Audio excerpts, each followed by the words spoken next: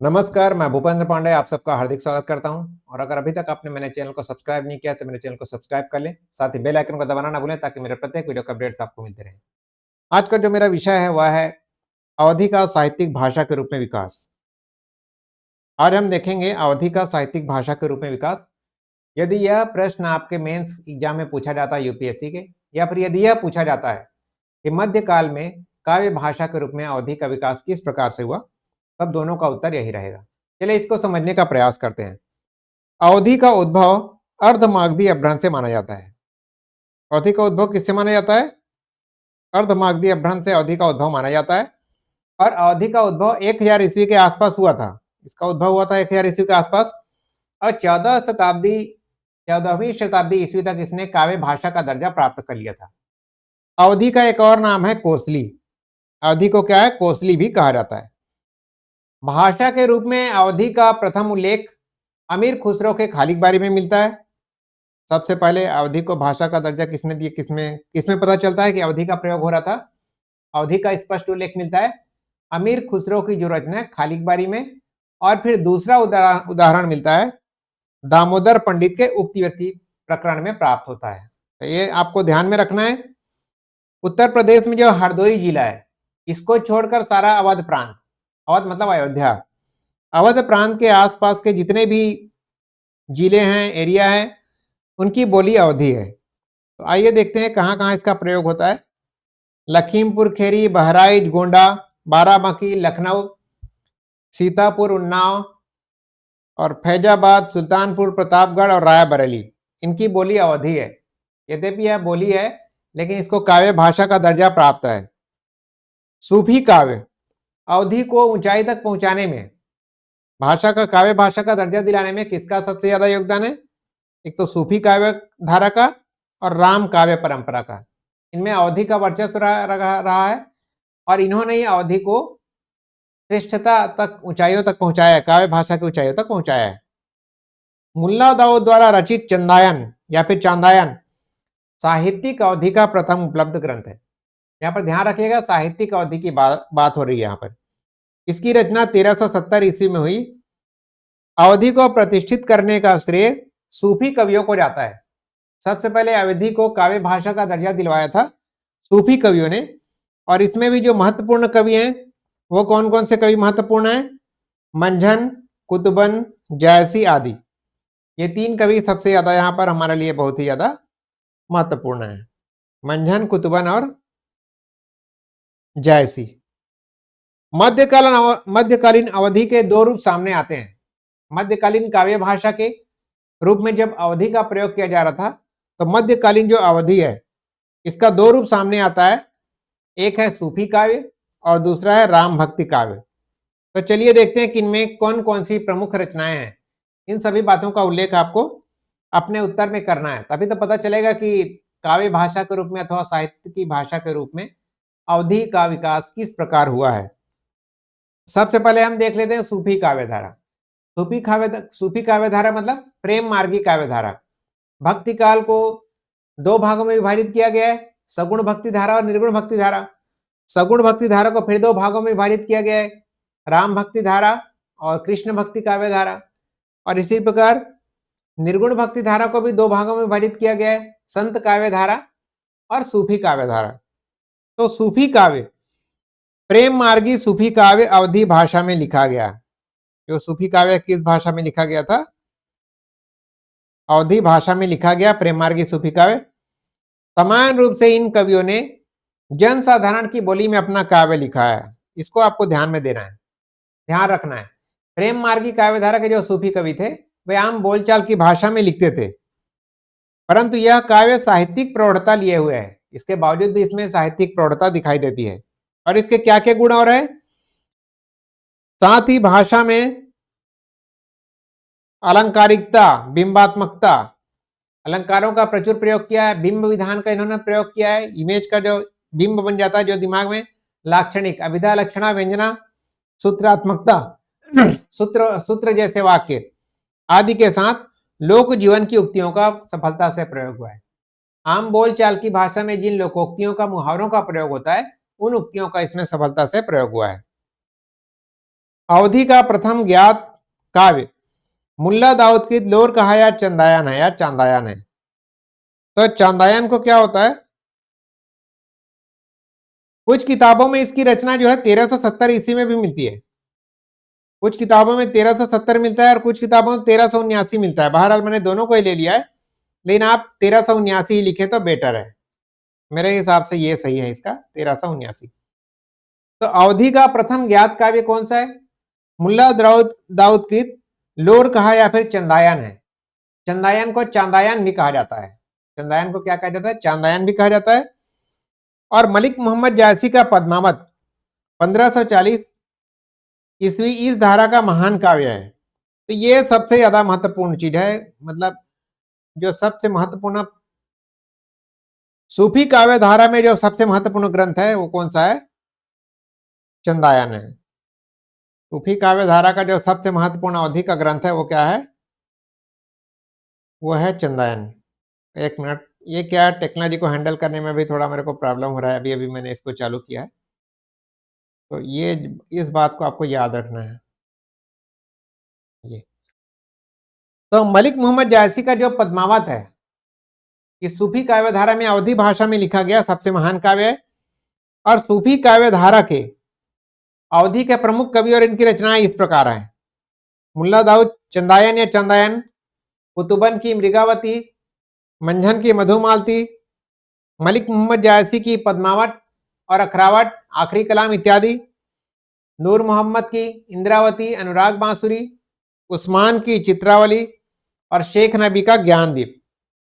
अभी क्या है, ये रिसेंटली मैंने अपनी स्टूडियो को अपडेट किया है, तो अभी ये ज़्यादा टेक्नोलॉजी का प्रयोग करने में मुझे अभी स्किल्ड नहीं हूं मैं, तो थोड़ा सा आपको पेशेंस रखना पड़ेगा, धीरे धीरे मुझे इसकी हैबिट हो जाएगी। तो सूफी काव्य परंपरा 6 शताब्दी तक चलती रही, परंतु भाषा की दृष्टि से जायसी का योगदान विशिष्ट है। जन भाषा का जैसा सुंदर रूप यहाँ दिखाई देता है यह उल्लेखनीय है। मतलब मलिक मोहम्मद जायसी सूफी काव्य धारा के सर्वश्रेष्ठ कवि हैं और इनकी जो पद्मावत है यह सर्वश्रेष्ठ रचना है, क्योंकि यहाँ पर जो जन भाषा है, आम बोलचाल की भाषा है, इसका इन्होंने बहुत ही बेहतरीन तरीके से प्रयोग किया है। सूफी काव्य धारा के कुछ उदाहरण देख लेते हैं। मुल्ला दाऊद की जो चंदायन है, दिया ज्योति रहनी जज्बारी, कारें शीस दीस रत्नारी।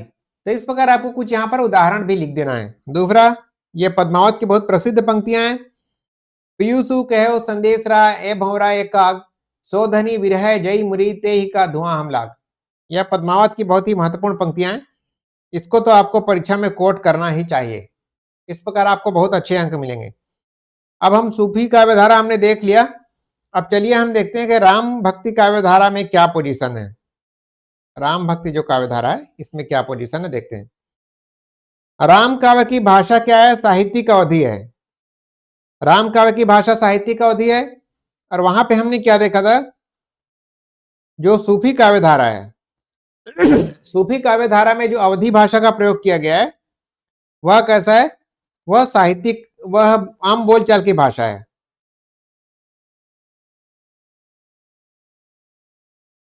सूफी काव्य धारा में जिस अवधि का प्रयोग किया है वह आम बोलचाल की भाषा है, और राम भक्ति काव्य धारा में जिस अवधि का प्रयोग किया गया वह साहित्यिक अवधि है, जो सूफी काल की तुलना में परिष्कृत है, परिमार्जित है और शिष्ट है, इस वर्ग की है ये।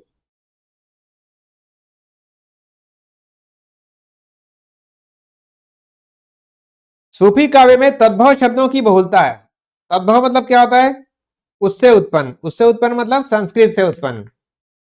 राम भक्ति काव्य धारा में तत्सम बहुला अवधि का प्रयोग होता है। इन दोनों बातों को आपको ध्यान में रखना है। सूफी काव्य में किसका प्रयोग हुआ है, तद्भव का। तद्भव मतलब संस्कृत से जो उत्पन्न होता है, तद्भव मतलब संस्कृत से उत्पन्न। और राम भक्ति काव्य धारा में संस्कृत निष्ठ बोली का प्रयोग हुआ है। और इस धारा के काव्य का प्रतिपाद्य धार्मिक और भक्ति प्रधान है। इनका उद्देश्य क्या है, राम भक्ति काव्य धारा का जो उद्देश्य है वह धार्मिक है और भक्ति प्रधान है। जबकि वहां पर क्या था, वहां पर प्रेमी और प्रेमिका के लिए लिखा जा रहा था, हालांकि ईश्वर को प्रेमिका के रूप में वहां पर कल्पना की गई है। डॉक्टर भोलानाथ तिवारी के अनुसार, भारत के जो जाने माने भाषा वैज्ञानिक है डॉक्टर भोलानाथ तिवारी, इनके अनुसार भक्तिकालीन काव्य परंपरा में अयोध्या निवासी श्री राम की भक्ति में अवधि का प्रयोग स्वाभाविक ही था। इस धारा के प्रतिनिधि कवि तुलसीदास हैं। और अवधि को शुद्ध साहित्यिक अभिव्यंजना का रूप तुलसीदास ने ही दिया। तुलसीदास जी का योगदान क्या है? इन्होंने अवधि को क्या है, शुद्ध साहित्यिक अभिव्यंजना का रूप दिया। मतलब साहित्य में किस प्रकार अवधि के माध्यम से कोई कवि अपनी अभिव्यक्ति प्रदान करता है अपनी भावनाओं को, इसकी चरम स्थिति तुलसीदास में देखा जा सकता है। समीक्षकों ने तुलसीकृत ग्रंथों में बरवय रामायण और रामलला नछु इसको पूर्वी अवधि का माना है। अवधि को भी उन्होंने कई प्रकार से विभाजित किया है। पूर्वी अवधि मतलब समीक्षकों ने तुलसीदास कृत बरवय रामायण और रामलला नछु को पूर्वी अवधि का बोला है, और जानकी मंगल और पार्वती मंगल इसे पश्चिमी अवधि का माना है, और रामचरितमानस की जो भाषा है इसको बैसवाड़ी अवधि माना है। बैसवाड़ करके एक क्षेत्र है, बैसवाड़ी अवधि कहा जाता है। अवधि को कुछ लोग बैसवाड़ी भी कह देते हैं, कुछ लोग कोसली भी कह देते हैं। तो इस प्रकार जो रामचरितमानस है, यह रामचरितमानस है काव्य भाषा की दृष्टि से हिंदी साहित्य का श्रेष्ठतम ग्रंथ है। यह ग्रंथ भारतीय सांस्कृतिक धरोहर का प्रतिबिंब है, महाकाव्य गरिमा से संपृक्त है तथा जन जन का कंठार है। मतलब ऐसा कोई हिंदू नहीं है भारतवर्ष में जिनके आराध्य भगवान राम न हो और जिनके घर में रामचरितमानस विद्यमान न हो, और आज भी हम इतनी श्रद्धा भक्ति से रामचरितमानस का गायन करते हैं। तो ये हमारी भारतीय सांस्कृतिक धरोहर का प्रतिबिंब है जिसमें महाकाव्य की गरिमा है, महाकाव्य की गरिमा से ओतप्रोत है। भाव, अर्थ, भाषा, विषय, उद्देश्य, कलात्मकता आदि की दृष्टि से उदात्त गुणों का समाहक है। इसमें मर्यादा पुरुषोत्तम भगवान राम के व्यक्तित्व का वर्णन, उनके गुणों का वर्णन किया है। उनके भाई भरत श्रेष्ठ भाई हैं, उनके लक्ष्मण श्रेष्ठ भाई हैं, आदर्श भाई हैं दोनों, और उनकी जो पत्नी है आदर्श पत्नी है। इस प्रकार उदात्त गुणों का समाहक है। और इसकी और क्या क्या खासियत है? समस्त रसों की व्याप्ति, अलंकारों का सौंदर्य, बिंब विधान, काव्य गुणों का उत्कर्ष आदि इस ग्रंथ को अद्वितीय बना देता है। मतलब इसमें सभी प्रकार के रस पाए जाते हैं। 9 रस या 10 रस जो माने जाते हैं वात्सल्य रस को मिलाकर, तो सभी रस इसमें पाए जाते हैं। अलंकारों का बहुत ही खूबसूरती से प्रयोग किया है तुलसीदास जी ने, है ना। और बिंब विधान, बिंब मतलब जो हमारे दिमाग में चित्र अंकित हो जाता है, जो इमेज बन जाता है, बिंब बन जाता है। जैसे भगवान राम के बचपन का जब उल्लेख कर रहे हैं, वहां पर वर्णन कर रहे हैं, तो हमको बचपन के भगवान राम दिखाई देते हैं। जब वीर रस का वर्णन करते हैं तब पूरा उनका चित्र हमारे सामने क्या हो जाता है, प्रत्यक्ष रूप में हमारे मन में बिंब बन जाता है। तुलसी की काव्य भाषा का अनुकरण प्राय सभी कथाकार करते हैं, परंतु तुलसी के समकक्ष कोई भी नहीं है। बहुत सारे कवियों ने बाद में प्रयास किया कि वे तुलसीदास जी जैसा कुछ लिख पाए, लेकिन वास्तव में वे वहां तक नहीं पहुंच पाए। बाद में आधुनिक लोगों में हृदय राम का हनुमान नाटक संवाद शैली का सफल ग्रंथ है, यह भी अवधि में लिखा गया है। मधुसूदन दास का रामाश्वमेध, यह भी प्रबंध, इसकी प्रबंध कुशलता दर्शनीय है, महाकाव्य की गरिमा को यह टच करता है।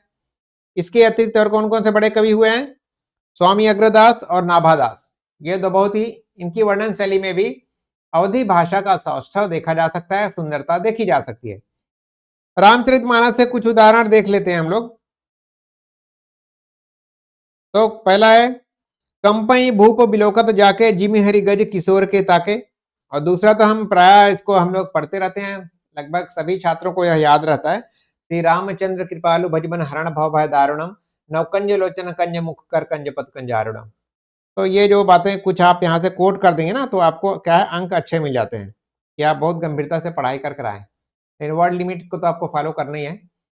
तो इस प्रकार उपयुक्त विवेचन से स्पष्ट है कि एक और जहां सूफी कवियों ने अवधि के जन भाषा रूप को साहित्य का आधार दिया, सूफी कवियों ने क्या है, अवधि के जन भाषा रूप का प्रयोग किया और इसे साहित्य का आधार प्रदान किया। वहीं पर तुलसीदास जी ने क्या किया, अवधि को परिष्कृत रूप में प्रस्तुत कर उच्च कोटि की साहित्यिक भाषा बना दिया। क्योंकि तुलसीदास जी जो थे संस्कृत के प्रकांड विद्वान थे, अवधि के विद्वान थे, ब्रज भाषा के विद्वान थे। तो इस प्रकार उन्होंने अपनी प्रतिभा का समुचित प्रयोग करते हुए संस्कृत को, इसको अवधि को उत्कृष्ट साहित्यिक भाषा बना दिया। तो इस प्रकार हम कह सकते हैं कि मलिक मोहम्मद जायसी, सूफी कवियों में सबसे महत्वपूर्ण है मलिक मोहम्मद जायसी, और राम भक्ति धारा के कवियों में है तुलसीदास। इन्होंने अवधि भाषा को साहित्य की बहुत ही ऊंचाइयों तक पहुंचाया है। साहित्यिक रचना इनकी बहुत ही बेहतरीन है, और इनकी जो रचनाएं हैं क्रमशः मलिक मोहम्मद जायसी की पद्मावत और तुलसीदास जी की रामचरितमानस, यह अप्रतिम रचनाएं हैं। ऐसी रचनाएं फिर दोबारा रची नहीं जा सकी, ये दोनों ही रचनाएं अद्वितीय हैं। तो इस प्रकार आप लोगों ने इसको समझ गया होगा और ये अभी इस टेक्नोलॉजी को यूज़ करने का मुझे ज़्यादा आइडिया नहीं है, तो हो सकता है बीच में व्यवधान रहा होगा। तो अगर आपने अभी तक चैनल को सब्सक्राइब नहीं किया, चैनल को सब्सक्राइब कर लें। साथ ही बेल आइकन को दबाना ना भूलें, अपने मित्रों के साथ भी इसे शेयर करें और कमेंट बॉक्स में कमेंट लिखकर ज़रूर बताएँ कि मेरा आज का यह लेक्चर आप लोगों को कैसा लगा और इसके बाद भी यह हमारी यह श्रृंखला जारी रहेगी। धन्यवाद। जय हिंद, जय भारत।